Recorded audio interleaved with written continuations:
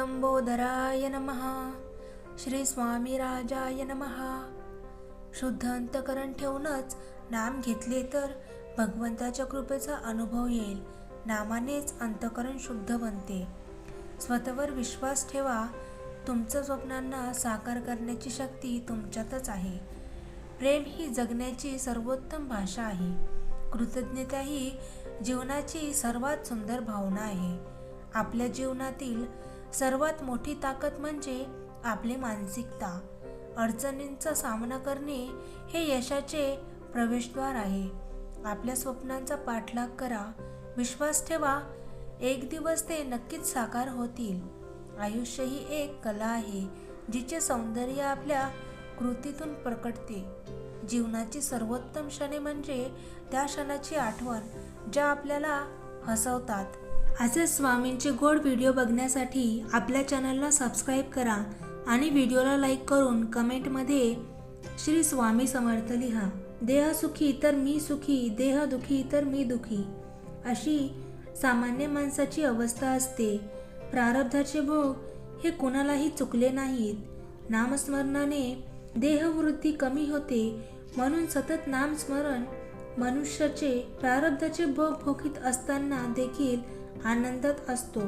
नामस्मरणाच्या आनंदापुढे त्याला प्रारब्धाची किंमत राहत नाही. नामस्मरणाचे फार विलक्षण आहे. पूर्वी घडलेले अपराध नाहीसे करते, दिशाहीन माणसाला तारते. आनंदमय असे श्री स्वामी समर्थ महाराजांचे सानिध्य यांच्या स्मरणाने लाभते आणि त्यांच्या कृपा व्हायला वेळ लागत नाही. अखंड नाम स्मरण करणे यालाच मोक्ष पराभक्ती म्हणतात. स्वामींच्या नामस्मरणाने कलीची सत्ता नाहीशी होते. वाईट किंवा विषयाच्या वासनाने बुद्धिभ्रष्ट हेच कलीचे मुख्य लक्षण आहे. त्यांच्या मुळावर घाव घालण्याचे काम स्वामींचे नाम स्मरणाने होते. म्हणून सतत श्री स्वामी समर्थ नामस्मरण करत राहा. नामस्मरण करण्याने कलीची बाधा नाही होती आणि प्रारब्धाची स्थिती नाही. त्यांच्या अंतःकरणात स्वामींचे स्मरण असते. तिथे स्वामी महाराजांना यावे लागल्याने त्यांच्या शरीरात सद्गुणांची वाढ होते आणि तो पुण्यवान बनतो. देह प्रारब्धावर टाकून आणि आपण त्याहून निराळे राहून जे होईल त्यात आनंद मानावा. भोग प्रारब्धाने येतातच असे म्हटल्यापेक्षा ते परब्रह्माच्या इच्छेने येतात असे म्हटले की समाधान मिळते. श्री स्वामी समर्थ हा मंत्र हेच महाराजांचे नाव. त्यांचे अखंड स्मरण करताना कोणत्याही उपचाराची गरज नाही. रोगी निरोगी, विद्वान अडाणी, श्रीमंत गरीब, लहान थोर, स्त्री पुरुष, जात गोत, धर्मग्रंथ यापैकी कोणतीही गोष्ट असली नाही तरी अडचण नाही. स्वामींचं नाम स्मरणाशिवाय इतर कोणत्याही साधनाला शक्तिबळ, पैसा यापैकी कोणत्या तरी गोष्टीची मदत लागते. अत्यंत उपाधिरहित होऊन घेतले तरच त्याचं आपल्याला प्रेम वाटेल. आपण उपाधिरहित होणे, नामस्मरण केवळ नामस्मरणाकरिता, स्वतःच्या कल्याणाकरिता घ्यावे. जगातल्या दुसऱ्या कशासाठी घेऊ नये. नामस्मरणाचा संबंध आपल्याला इच्छा अपेक्षा साठी ठेवू नये.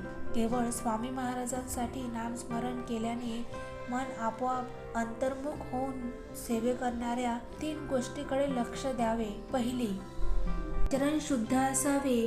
दुसरी, नामस्मरण अखंड चालू राहण्याचा मनात हट्ट धरावा. तिसरी, माझा सांभाळ करणारे कुणीतरी म्हणजे सद्गुरू श्री स्वामी समर्थ महाराज आहे ही जाणीव ठेवावी. श्री स्वामी समर्थ महाराजांकडे आपले लक्ष लागले म्हणजेच आत्मज्ञान आपोआप होते. अखंड नाम स्मरण करण्याची इच्छा होणे हे ज्ञान होण्याचे लक्षण आहे. अगदी मनापासून आणि मोबदल्याच्या अपेक्षा न करता केलेले स्मरण उपयुक्त ठरते. भगवंत हा सर्व सत्ता अधिकारी, पण एका बाबतीत तो भावनिक होतो व सहज अडकतो. भुंगा जसा लाकूड पोकळतो पण कमळात अडकतो, तीच स्थिती नामस्मरणाच्या बाबतीत परब्रह्माची होते. तर प्रिय स्वामी भक्तांनो, तुम्हाला आजचा हा संदेश कसा वाटला कमेंटमध्ये कळवा. श्री स्वामी समर्थ हा मंत्र सतत म्हणल्याशिवाय श्री स्वामी समर्थांची कृपा होणे शक्य नाही. श्री स्वामी समर्थ या नावात आहे म्हणून अनन्य होऊन ते आपण घेऊ. या एखाद्याचा हात हालत नाही पण पाय हालत आहे, डोळ्यांनी दिसत नाही, कानांनी ऐकू येत नाही, पण प्राण आहे तर उपयोग नाही. याउलट बाकी सगळे आहे पण प्राण नाही तरीही उपयोग नाही. श्री स्वामी समर्थ मंत्राचे स्मरण प्राणासमान समजावे. बाकी व्याप शरीराचा इंद्रियाप्रमाणे मानावा.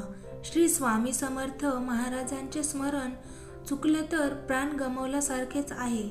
नामस्मरण सांभाळून इतर गोष्टी करण्यात, ते न सांभाळता इतर गोष्टी केल्या तर अति निराशा आहे.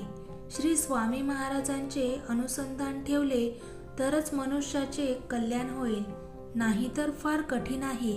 आणि मी म्हणणारे, दुसऱ्याला ज्ञान सांगणारे विद्वान शास्त्री पंडित सर्व भ्रमातच आहेत. म्हणून श्री स्वामी समर्थ नामाचे अखंड नाम स्मरण करा एवढे सांगणे आहे. श्री स्वामी समर्थ रात्री झोपेत जर भयानक व वाईट स्वप्न पडत असली तर झोपताना एक वेळेस श्री कालभैरवाष्टक वाचन करून झोपावे. वाईट स्वप्न पडणार नाही. कोणत्याही परिस्थितीत मनाचा तोल ढासळत असेल तर श्री स्वामींचे नाव घेऊन स्वतःशी संवाद साधा. मला माहीत आहे की माझ्या श्री स्वामींनी माझ्यासाठी योग्य असेल ती योजना तयार केली आहे. मी श्री स्वामीकडे प्रार्थना करतो की तुम्ही ठरवून दिलेल्या मार्गावर चालण्यासाठी सुबुद्धी द्या. योग्य वेळीची वाट बघण्यासाठी सहनशीलता द्या. त्याआधी शेवटी योग्य वेळ समजण्यासाठी ज्ञान द्या. श्री स्वामींची लीला अपरंपार आहे. फक्त मनापासून श्रद्धा व विश्वास ठेवा. श्री स्वामी समर्थ सदैव आपल्या पाठीशी खंबीरपणे उभे आहेत याच्या अस्तित्वाची जाणीव नक्कीच होईल. धैर्य हा यशाचा मार्ग आहे, तो स्वीकारा आणि आपल्या ध्येयाच्या दिशेने पुढे चला. मित्रत्व ही आयुष्यातील सर्वात सुंदर गोष्ट आहे, तिचे जतन करा. निंदेला घाबरू नका, आपले ध्येय सोडू नका, कारण आपले ध्येय साध्य होताच निंदा करणाऱ्याची मत बदलतात. रोज सकाळी उठल्यानंतर तुमच्याकडे 2 पर्याय असतात. स्वप्न बघत परत झोपा, नाहीतर त्या स्वप्नांच्या मागे लागा. आपल्या स्वतःबरोबर वाईट व्हावं असं वाटत नसेल तर दुसऱ्यांनाही आनंद द्या. अशा स्वामींचे गोड व्हिडिओ बघण्यासाठी आपल्या व्हिडिओला लाईक करून चॅनलला नक्की सबस्क्राईब करा आणि कमेंटमध्ये श्री स्वामी समर्थ लिहायला विसरू नका. धन्यवाद.